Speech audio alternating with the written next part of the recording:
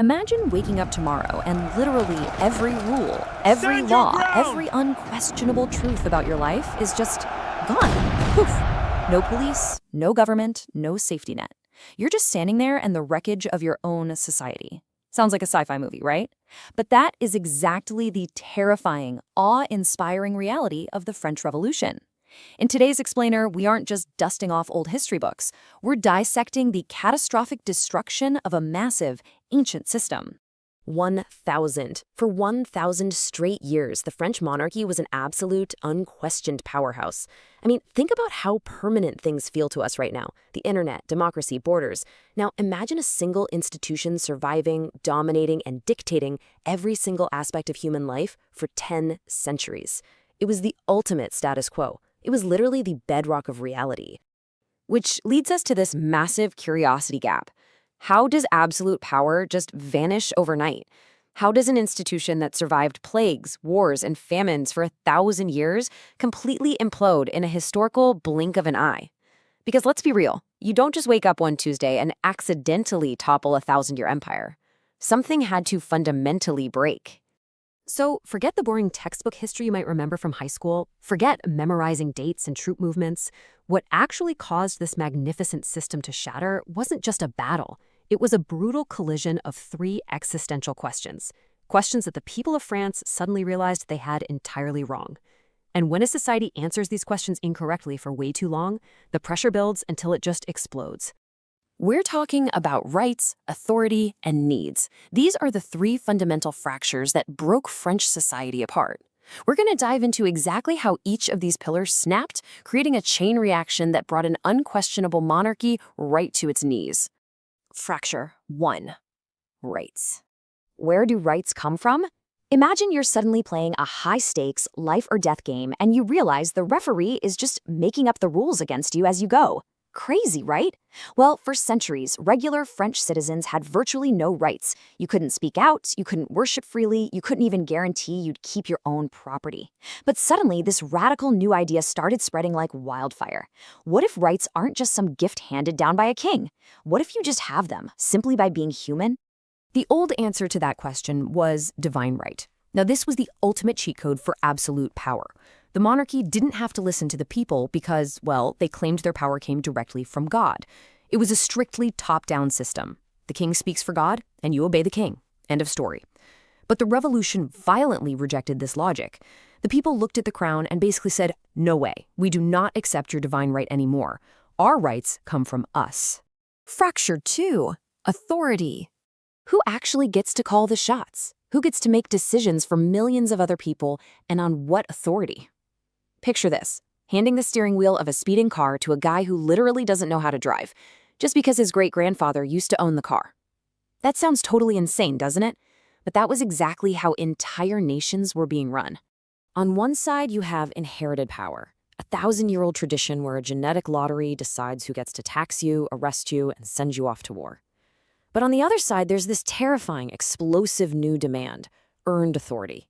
It's the radical idea that power should only be granted by the consent of the citizens. The French people didn't just want a new king. They wanted an entirely new operating system for human authority. Structure 3. Res. Now, philosophies about rights and authority don't usually start riots on their own. People can endure a lot of unfairness if their bellies are full. But how do we organize society to actually meet people's basic needs? Because at the time of the revolution, the French system was completely, spectacularly failing at this. We aren't talking about a polite debate in a coffee shop here. We are talking about survival, widespread, agonizing starvation. The price of bread skyrocketed so much that an average worker was spending the vast majority of their monthly wages just to stay alive. When a system completely fails to feed its people, all the rules go out the window.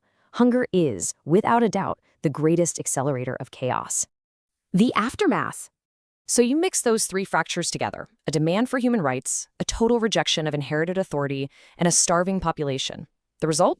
Total implosion. Boom. The absolute slam of ancient history crashing right into a brand new reality.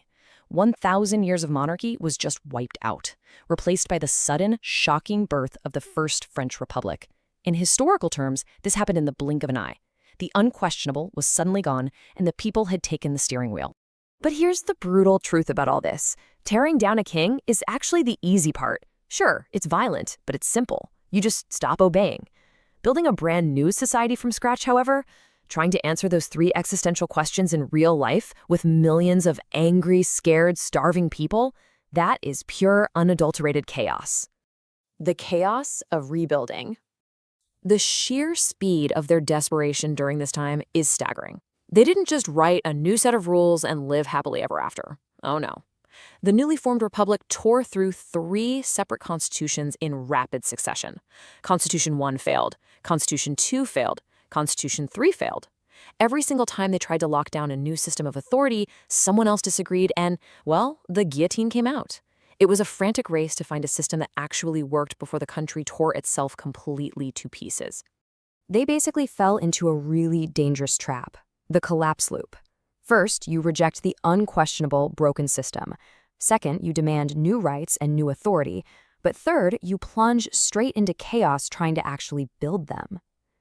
The French people found themselves trapped in this incredibly volatile cycle. The revolution essentially ate its own children because they just couldn't agree on how to stabilize the new world they had just invented. So what should you actually take away from all this? Well, these aren't just dead historical questions. The French Revolution isn't just a story about guys in powdered wigs getting their heads chopped off. It's a masterclass in the absolute limits of human society. It's the ultimate stress test of what happens when the gap between the rulers and the ruled becomes way too wide. We've all been sold a very specific story about the French Revolution, haven't we? They lied the to brave, you about the oppressed fall of the masses king. finally rising up to smash a tyrannical king. It's basically the ultimate underdog story baked into all our movies and textbooks.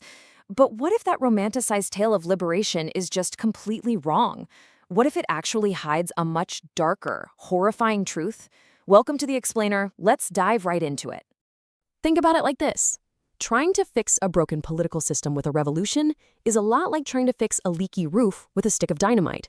I mean, sure, technically speaking, you got rid of the leak, but you also just totally obliterated the house, the foundation, and literally anyone standing nearby. And that is the exact context we need when looking at 18th century France. The mainstream myth sells us this clean, righteous rebellion, good guys versus bad guys. But the stark historical reality?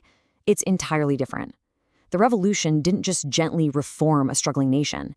It took a flawed system and completely replaced it with a violent, uncontrollable monstrosity. This wasn't a peaceful transition of power.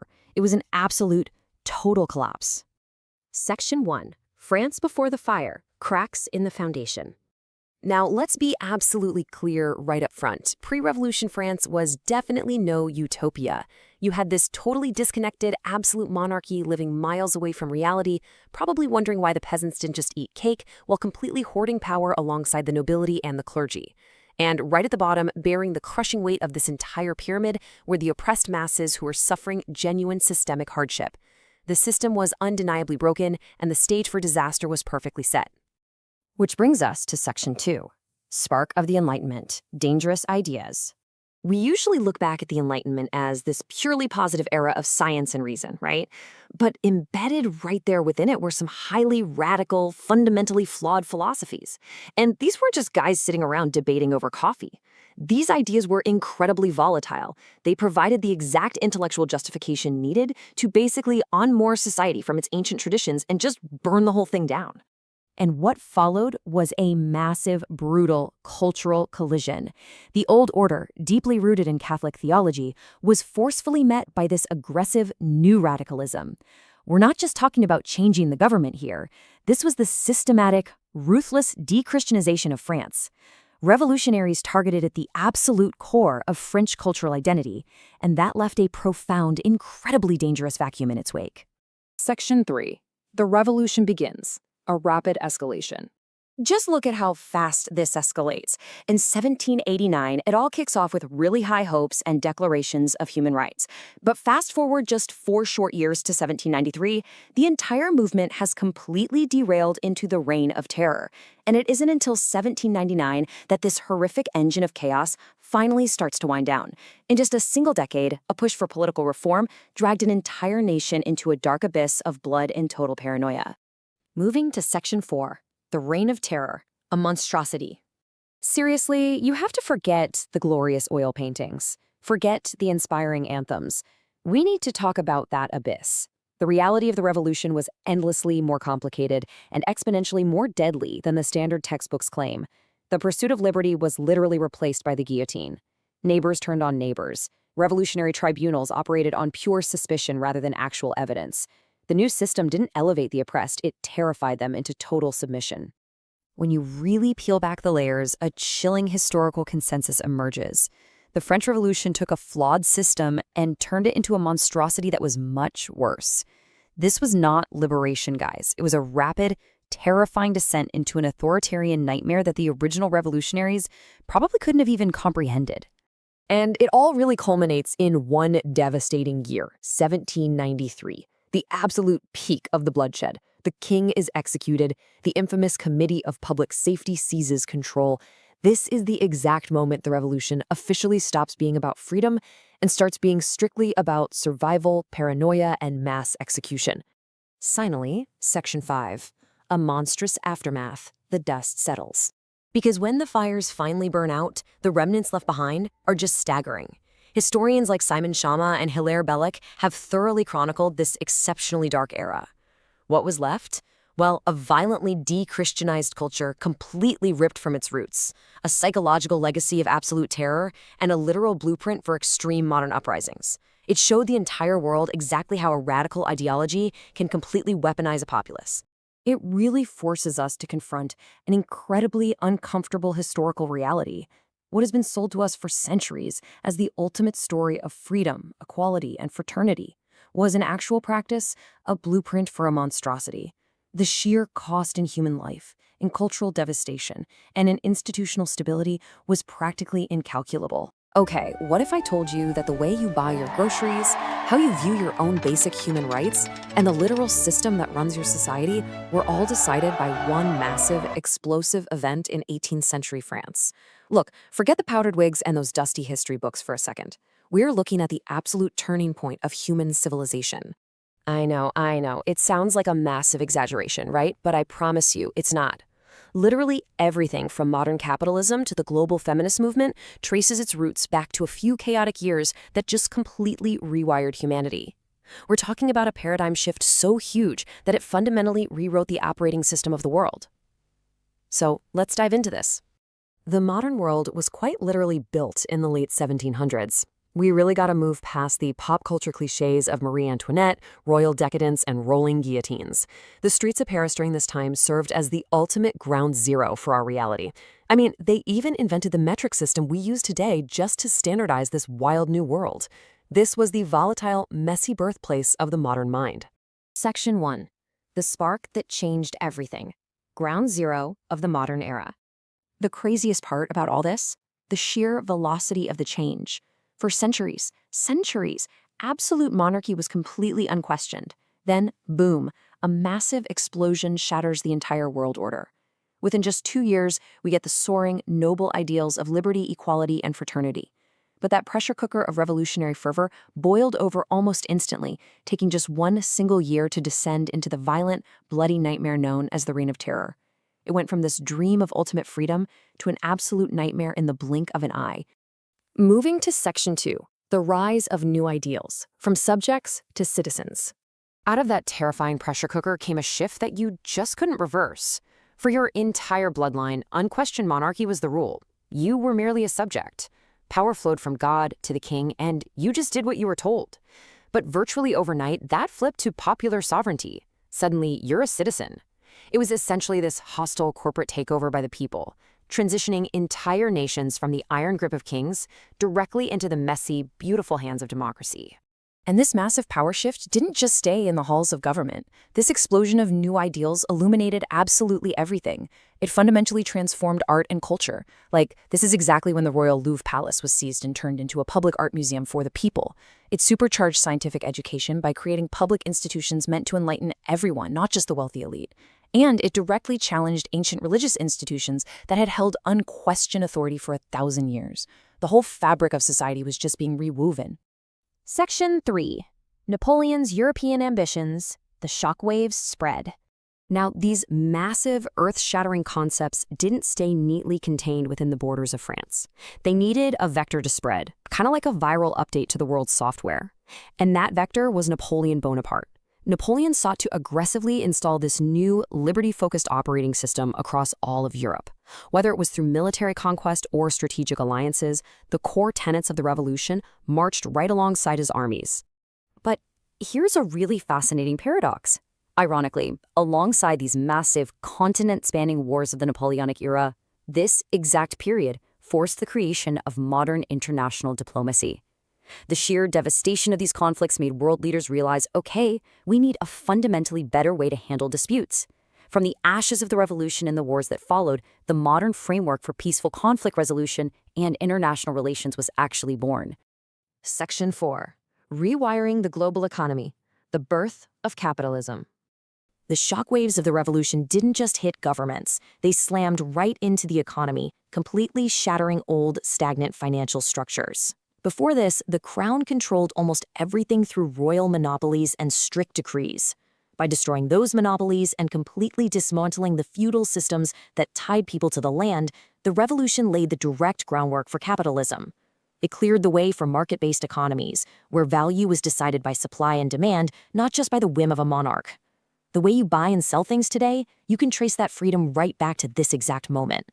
Section 5. Inspiring global social movements. The blueprint for liberation. Once the ideas of equality and popular sovereignty were out in the wild, they became the ultimate blueprint for global liberation. One of the first massive shifts was secularism, the active separation of religion from civic affairs and state power. The revolution promoted secularism on a huge scale, completely redefining the relationship between church and state. It boldly declared that your rights as a citizen were inherent, completely regardless of your religious beliefs. And listen, you literally cannot unleash the concept of universal equality and expect it to stop exactly where the men in charge wanted to. Women were incredibly active participants in the revolution, famously marching on Versailles to demand bread and rights. This era directly spurred the early feminist movement, giving rise to groundbreaking documents like the Declaration of the Rights of Woman, and laying the philosophical foundation for the fights for equality that would echo through the centuries. And the ripples just kept expanding outward, far beyond Europe. The ideals of the French Revolution actually became a powerful weapon against the very empires that birthed them. It inspired powerful anti-colonial movements across the globe. Colonized peoples began using the revolution's own ideals, liberty, equality, fraternity, to challenge unchecked European imperialism. They essentially held a mirror up to the empires and demanded the exact same freedom that was being preached in Paris. Section 6. The Modern Democratic Blueprint. The legacy lives on. The ongoing legacy of this single event is absolutely staggering.